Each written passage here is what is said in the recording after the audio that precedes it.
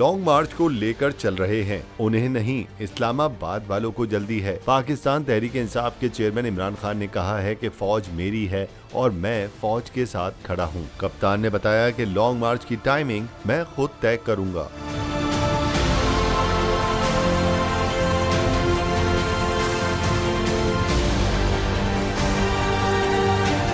Senior सहाफियों से मुलाकात करते हुए साबिक वजीर-आज़म इमरान खान का कहना था, नवाज शरीफ को एम्पायर की जरूरत है लेकिन मुझे नहीं। मियां साहब हमेशा अपने एम्पायर के साथ खेलते हैं। उन्होंने कहा, नवाज शरीफ को बुलाने की कोशिश हो रही है ताकि एक जैसा माहौल देने का तासुर दिया जा सके। जो डिग्गी में छुपकर मिलता है उससे क्या मुज़ाकरात होंगे।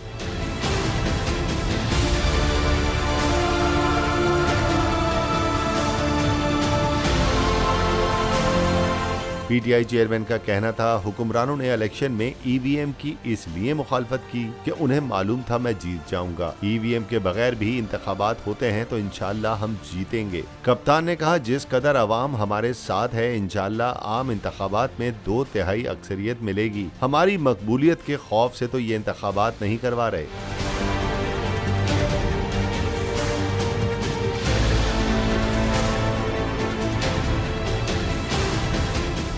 मुझे एक दिन जाने से पहले पता चल गया था मुझे मारने का। पीटीआई का हकीकी आज़ादी मार्च सिर्फ बोल दिखा रहा है। 24 घंटे हकीकी आज़ादी मार्च। इमरान खान के कंटेनर के करीब फायरिंग का वाकया पेश आया है। सबसे ज्यादा रील्स और सबसे ज्यादा रेटिंग्स के साथ बोल रहा नंबर 1।